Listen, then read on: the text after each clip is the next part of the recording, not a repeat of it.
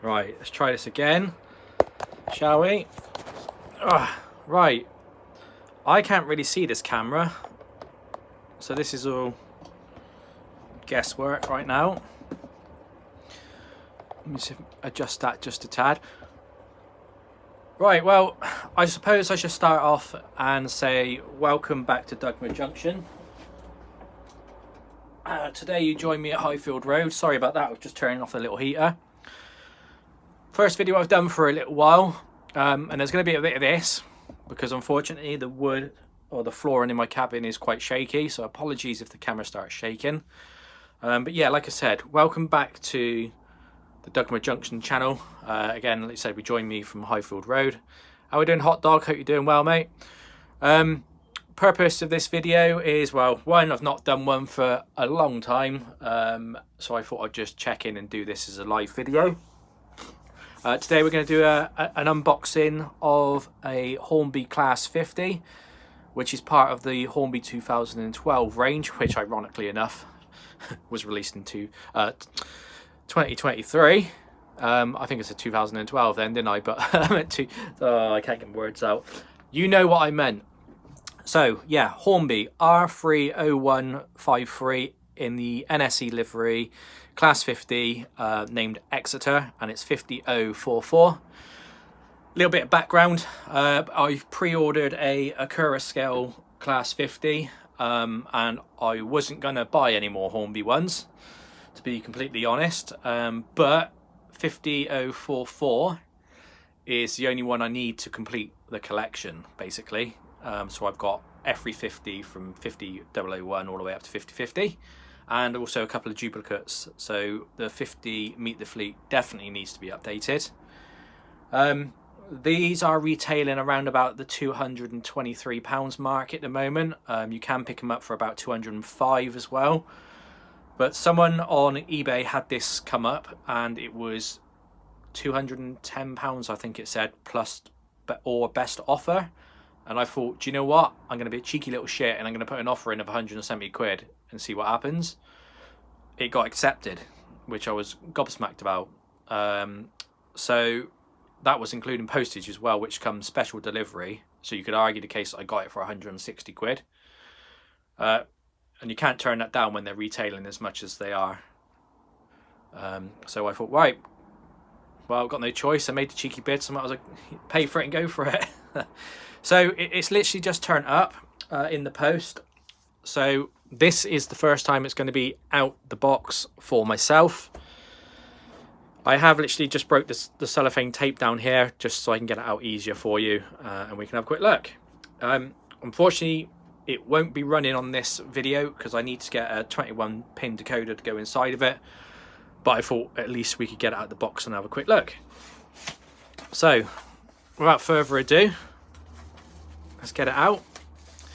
Oh, there's a little note in there. I won't open it up just in case it's got my address on it in front of the camera, but basically it's to say what the description said on eBay. Thank you for buying, please leave me some feedback, more or less.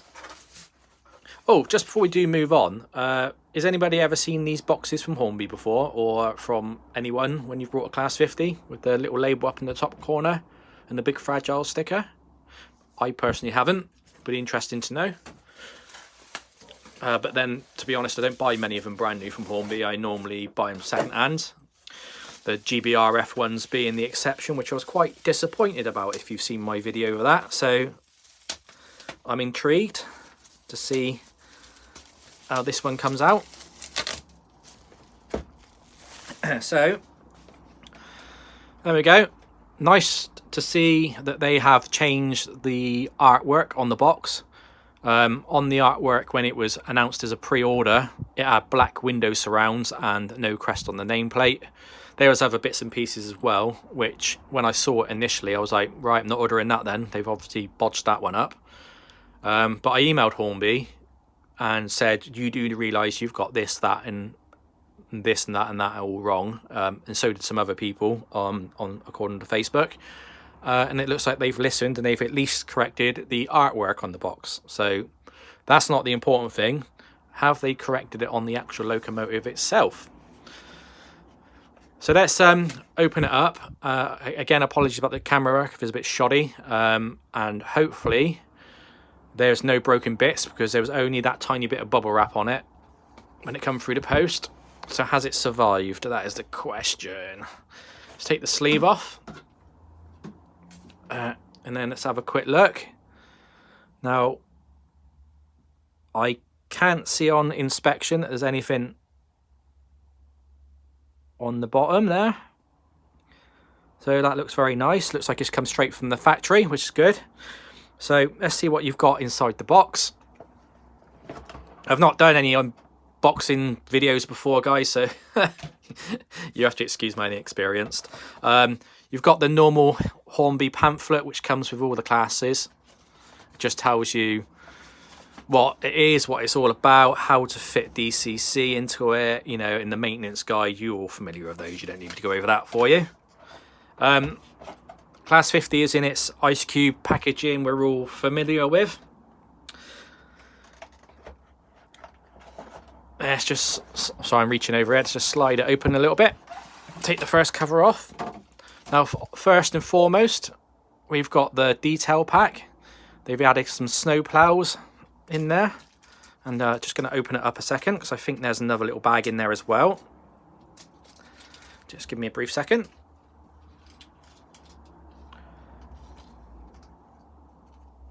So, oh, got to be careful. Bit of detailing just fell out the bag. Don't want to lose the pipe work. So there is indeed another bag. Apologies, guys, my nails are really long. If you've not noticed already, I need to get them cut. At least they're clean. Yeah, so there's a crest in there and a nameplate. Is it one or is it just a two? There's, yeah, two little crests and two nameplates. So if you wanted to apply them yourself, you can. It does say on the front of the bag here that attach nameplates using blue tack. Personally, I wouldn't go down that option, and I've seen other people suggesting using or attaching nameplates with super glue. Again, I would avoid that personally. My advice to you guys would be to get some double-sided tape, cut it to size, stick it on the back of the nameplate and attach to the logo. That'd be my advice to you, at least with double-sided tape. If you ever need to take the nameplate off and the residue sticks to the body, it's fairly easy to remove with something like Glue Gun. So yeah, that'd be my advice. So yeah, good. Another little detail pack. Let's get it out of the box now, shall we? We've got the little cover which sits over the top of the locomotive. It's good to see there's no oil on this piece of paper like there were on the GBRF ones when I got those. Let's take it out of the box and just get packaging away. There's no loose bits, which is great news. What I'm going to do, you're going to have to excuse all the arms and all the fingers. Let me just get rid of this 66, which is in for some DIY. Or some maintenance, shall I say. Get rid of all its little bits a second. Let's put these somewhere safe. Get rid of the tape. And if I bring this to the side a second, bring that a little bit closer. Hopefully you might get a better view, do you? There we go. Oh, so let's bring it. There you go. So you've got a nice better view there. Now I brought it on that little rotating table. So on first inspection of me looking at it, very nice. I'm actually really happy with that. The black window surrounds are not there, which is great. It's got the crest below the nameplate. There doesn't appear to be too many blemishes or any blemishes on the side of the body. There's one tiny little blemish below that window there, which you can't pick up on the camera, but it's hardly noticeable. I'm not going to worry about that. The louvers on this side look nice. I'm going to get a stick a minute. He says, if you can find it, you can. Right, let's use this. So, yeah, the louvers are looking pretty good. Sometimes you get them and these blades can be bent, but that's normally caused by people picking up the bodies by the louvers and bending them or moving them up and down with their hands, and they can bend. And the other way they can break as well is when you're removing the bodies. If you don't go directly down on them and you try and pull them at an angle, or you put the body on the wrong way, they tend to break really easily, which is quite frustrating because they're difficult to get spares of. Looking at the doors, on a couple of the last examples Hornby have released, like the GBRF ones, which ones they bring out before that? 5040, Leviathan. I think the two Kerno examples as well, 50007 and Monarch 50010. They all had an issue where the doors weren't quite sitting correctly. That door there looks good, doesn't look like it's suffering from that problem, and that one is also good. So that is great news on Hornby's behalf. They've obviously, for a change, listened to the person who obviously wants to buy these, or the customer, should I say.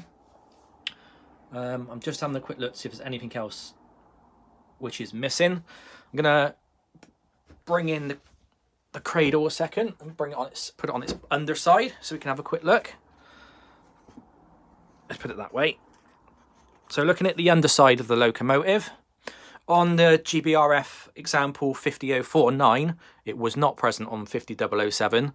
These little details here, the little orange ones, were missing on both sides. It's good to see that they are present. All the compressors and all the underside details, battery boxes are all complete. These little rail deflectors, or they have different names people call them, on the edge of the bogies, they're all present, which is good. They tend to break in transit. So I'm happy with the underside. Let's bring it around to the front. Now, the body itself appears to be all good from the front. They've pre-fitted the couplings, which is something they don't normally do with the 50s. I will take one of those off myself. Just something I have just noticed, actually. Let's have a look in the bag. Hornby normally pre-fit the 3-link couplings, which are at the front. Maybe they've chose not to on this occasion because the normal, obviously, couplings are on there, or the NEM couplings are in, and also there's also normally a pipe which goes underneath this buffer, which is not there. And also they've not picked out some of the detail for the pipe work on the buffer beam, which is normally picked out on some of the older Hornby 50s. I'd have to go back and check on the more recent ones to see if that's the case. But there's normally 2 pipes, one downwards at an angle on the left hand side here. You can't quite see it, sorry, so my camera's a bit crap. And there's one going across on the right, which is normally picked out in red or white, I believe. Let's turn it around the other side. So again, on this side, both doors look like they are in really good location and they're not suffering from the door fault, which is brilliant news. The louvers look fine. There's a bit of condensation. I don't know if that's oil or there's a little mark up there. I don't know if I've done that where I've just laid it down on that cradle, which is possible, but I'll wipe that away in a minute. Looks just like a residue mark, but I'm just and ahhing here because I'm trying to see what else I can see. All looking good on that side. Let's bring it onto this front end. And again, it's the same bits of details missing on the opposite end. Overall though, guys, I'm really impressed with this Hornby Class 50 and I'm glad I've purchased it. Like I said, it was £170 with postage included, which was Royal Mail special delivery. It's nice that Hornby have finally got one right from what I can see on first look.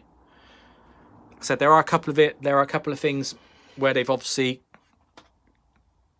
trying to cut costs a little bit on not picking out some of the painted parts on the buffer beam, but I can look past that. It's not the end of the world.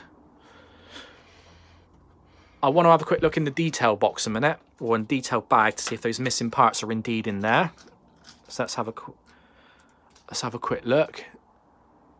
Right, so yeah, so the little pipe work, those bits, you can see like the little U-shaped ones, they're normally fitted, but they're in the bag, so that's fine, so they can be fitted. And what else was I looking for on the front? Oh, the 3-link couplings, are they in there? I'm just going to bring it close to my eyes so I can see. There is, on first look, without taking them out the bag, there is some 3-link couplings in there as well. There's at least one in there. There's probably 2, but I can't quite see it with the naked eye. And I'll get those out and have a look later. So there we go, guys. That's 50044 Exeter from Hornby, which is part of their 2022 range. Was ironically released in 2023. Very impressed with this locomotive. All it needs to have is a 21-pin chip installed into it, and then I can have it running on the layout. As I said right at the beginning, 50044 was the only Class 50 I was missing from the fleet. So Duggman Junction now has every fleet member from 50001 all the way up to 5050 now, with a couple of duplicates and examples of the same numbers in different liveries. So mission complete, as they would say, just in time for the Acura scale release. So what does that mean? Do we give up a fleet of around about 58 Class 50s in our fleet and start collecting the Acura scale ones? Could be expensive. Or do we just crack on with the Hornby ones and keep a couple of the Acura scale ones as nice ones? Anyway, like I said, not used to this live stuff. I tend to waffle on a bit. I appreciate everybody who's watched and gave this video a view. If you want to see some more live unboxing videos, I got a Class 58 I need to unbox as well. I can show you that. But yeah, thank you again, guys. Enjoy your Saturday and your Sunday, or weekend, should I say, and I will try and get a video out from Highfield Road or Duggman Junction in the very near future. And yeah, take care, guys. Thank you very much for watching. Bye bye.